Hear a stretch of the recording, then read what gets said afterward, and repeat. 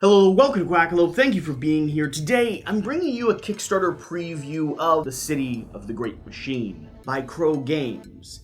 A one versus many game that does its very best to sort of flip the idea of hidden movement and one versus many mechanics on its head. Throughout the course of this game, you're going to either be working as the rebellious, kind of scurvy underdogs of the city, or as the Great Machine itself, doing your very best to either control and delay the influx of a rebellion happening in your district so you can bring upon eternal peace and happiness by sheer power and control, or you'll work as the rebellion, a group of scientists and detectives and units that are doing their very best to subvert the actions and the objective of the Great Machine. You see, for some reason, people don't want to be entirely succumb to the mechanical love and fealty that the Great Machine requires. Instead, they're going to do their best to create rabble in the streets, to recruit the loyalty of those famed people in various sectors, the people of great influence and great power. And as chaos starts to spread, you'll find that you're in a constant tug-of-war between rebellion striking a chord and the power of the Great Machine. This is a really interesting game. Instead of a hidden movement game where you have a group of people working against one player who's moving secretly around the board, this sort of twists that genre a touch. You see, the movement, the part that you really aren't entirely aware of, is going to be conducted by the players themselves as they traverse and sort of move down city streets on this floating sky district. The Great Machine will be doing its very best to gauge where they're going to be, to lay traps, to set up recruits, to bolster their defenses as the team of people move secretly through the shadows and sprout up at the end of each turn, doing their very best to wreak havoc and destroy the establishment that has been placed here. Along with that, they're going to have information around what great members of society are at every location in these districts, and it won't be until they try to create or cast a rebellion that the Great Machine actually gains a little bit of insight and can go arrest those people who have sided with the rebellious factions. Instead of a one versus many game, where the one player has all of the control and none of the information is hidden from them, here, this is a multiplayer game where the group of people are the ones that have the hidden information. And for me, that twist, that adaptation to the nature of the game, the nature of this genre, is really one of the main things you should be paying attention to here in The Great Machine. That being said, let's go ahead and establish a little bit of lore, a little bit of flavor text, emphasizing on the stuff I already know, of course, and then let's talk about how this game is actually going to function and flow, starting, of course, with the Great Machine's turn, because it would be inherently rebellious for me to not give them their due, and then we'll swing over to the player's turn and talk about how they're maneuvering around the district and some of the things players are going to be paying attention to. Along with that, if you're excited about this title, please hit that subscribe button down below, because we'll have a full 3-player gameplay coming out on Thursday. So keep your eyes out, stay tuned, and get excited to see more of this game in action. And if this is one that's catching your interest that you think you're going to want to support, link always in the top video of the description, you'll be able to swing over there and watch the gameplay to either get more hyped or get more information. One of the two. Towards the end of the 19th century, humanity's greatest minds united in an effort to found a perfect city. They utilized the most advanced technologies offered to them by steam and mechanics. The result of their efforts exceeded all of their expectations. The city stands on massive flying platforms. It drifted over the world, a monument to the victorious science. The heart of the city is the Great Machine. It is an artificial intelligence. Created for the benefit of mankind, the Great Machine is the overseer of the city. It regulates every aspect of people's lives and assists man in realizing his potential as he strives for progress. Over time, the Great Machine formed a plan to achieve its purpose, to perfect the city, to perfect man himself, to make him standardized and reliable, like a gear in a mechanism of the Great Machine. In the beginning, the Great Machine took over its technologies and operators. technicians, and operators. It provided a simple task, for they were blind to their obsession with the idea. They eagerly accepted mechanical implants. They marveled at the improvements in their work and their incredible efficiency. Yet, the more they adopted that was mechanical, the less they remained human. In the end, they forgot themselves and lost their free will. Now they are loyal servants of the Great Machine. The next step was to take control of all aspects of life in the city. Again, this was posed no great challenge. The capabilities of the Great Machine far exceeded those of man. People were happy to let it take care of more and more of their everyday affairs. Indeed, it was convenient to leave the hard decisions to the one who knew best. Thus, the Great Machine evolved from servant to master. Mechanical guards appeared in the city to ensure peace and order, yet the people paid them no mind. As long as they follow regulations, there are no problems. The city has been called the City of Reason. Now they call it the City of the Great Machine. Yet, there have always been those who look deeper into the hearts of matters. A number of extraordinary men and women who are realizing what has happened. They are rising up against the regime of the Great Machine. These are the heroes who are taking the last chance to turn the tide before it's too late. So, there we have it. The City of the Great Machine. Let's talk about how you're actually playing and operating, and I'll start by going over everything you see in front of me. Now, this is a prototype copy that we're working with, so please keep in mind there are going to be some changes between what I have in front of me and what you actually get at the end of the campaign. Being said, let's start with the two most notable aspects, this giant machine wheel, the cog here, and the main player board, the area where you'll be traversing the city district. This giant cog is going to be tracking two core elements. First off, it's going to be your round tracker, keeping an eye on, well, everything that's happening across the city and how many of these different city event cards should currently be flipped and out as you progress through the timeline of the game. Along with that, this inner wheel here, which is going to spin, along with this outer wheel, is going to indicate which type of your noble society are going to be willing to work with you during a revolt. You see, you have to increase unrest throughout the operating nature of the city so that when you decide to instill a revolt, you can overpower the guards, you can, well, keep those who are subverting your will at bay, and you can successfully complete a revolt. The object of the dystopian few is going to be to complete 3 revolts or complete 2 revolts and get the disdain or get the disruption in the city all the way up to this 12th cycle or this last dial here.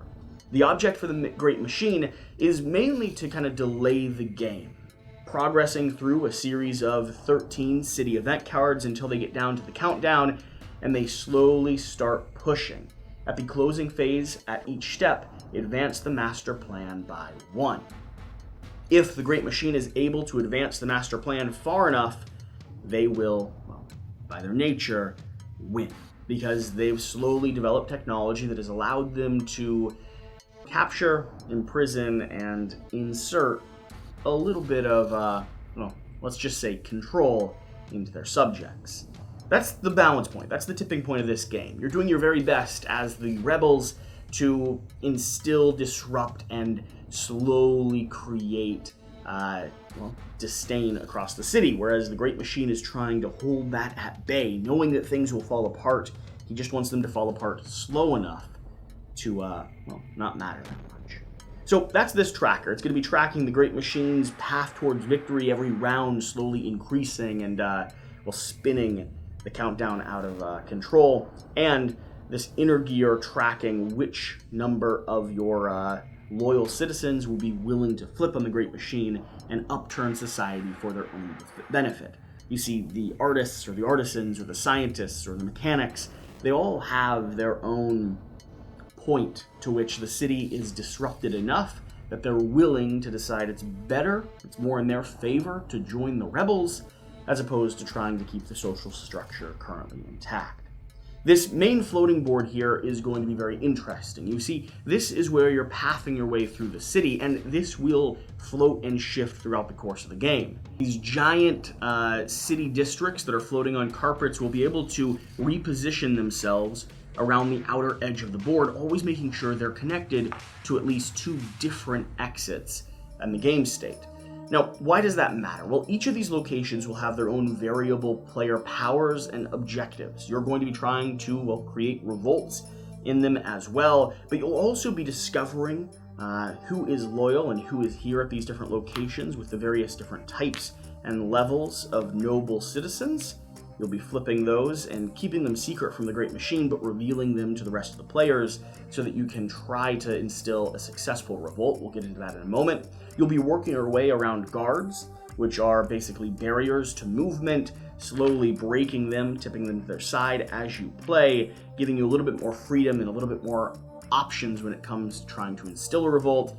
And you'll be doing your best to sequence and play a series of powers in each one of these different locations. So it's sort of the balance point, right? You'll be moving, you'll be playing a power, you'll maybe be taking a look at what noble society is there, and doing your very best to instill a revolt. Now, the Great Machine is also going to be operating here on this track, doing things like drawing their directive cards and playing these down. These cards are going to be the things that start changing the rules of the game. They'll break things as you play, helping the Great Machine to instill or successfully accomplish the various city event cards that are flipped. These cards will have varying game-changing mechanics along with different objectives that the Great Machine is trying to accomplish to move forward its master plan.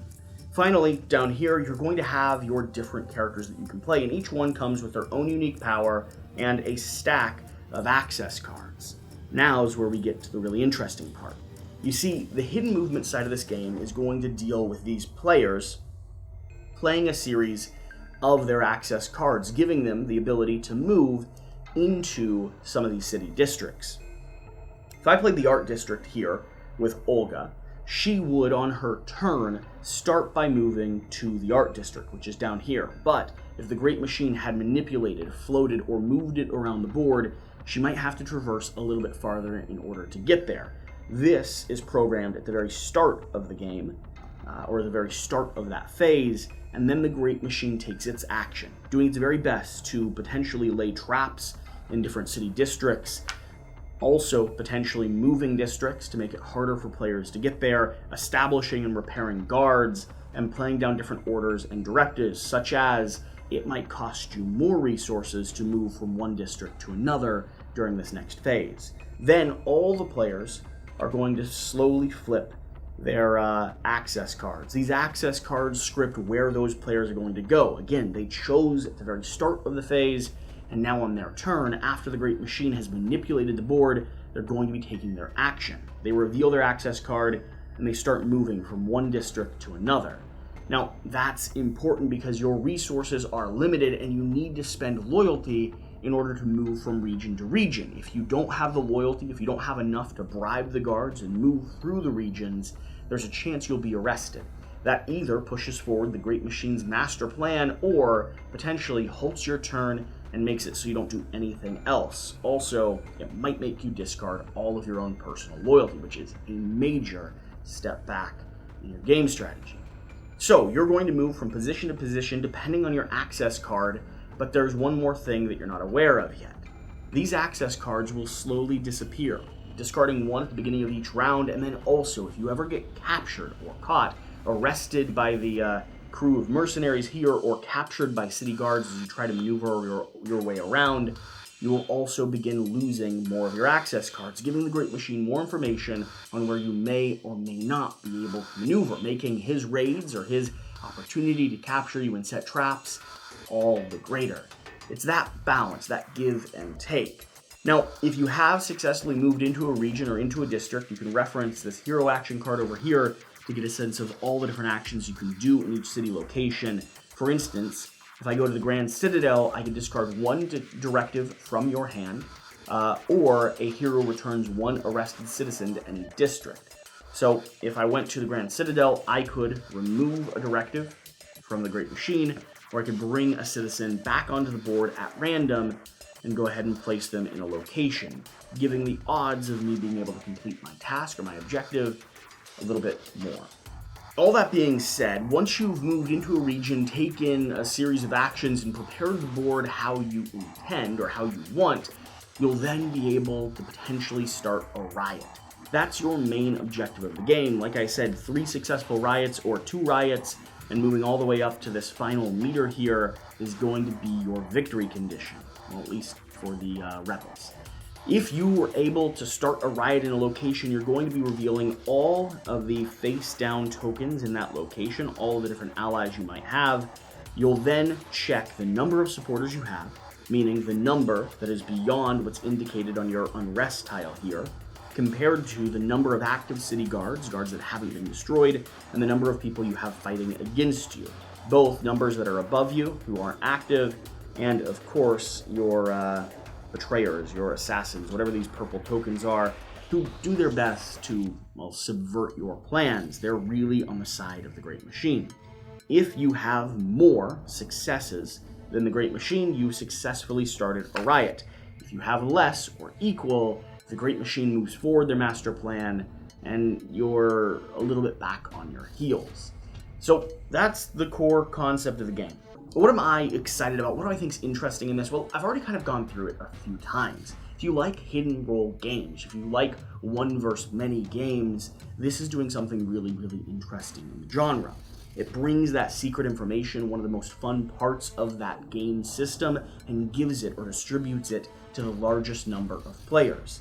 I really like that the Great Machine is working against a cascading puzzle, doing their very best to manage the unrest in the districts, while the players themselves feel like they're playing a little bit of a subversion or hidden movement game. It makes it so that cooperatively you feel like you're working against the nefarious actions of the Great Machine, and the Great Machine feels like it's just trying to establish control over a crumbling city.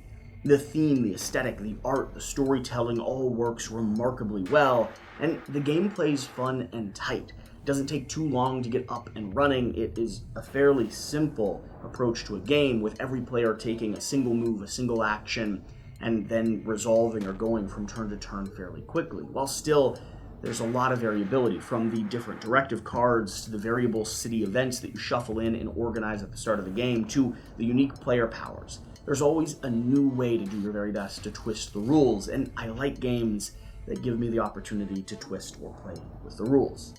So that's the framework, that's the overview of the City of the Great Machine.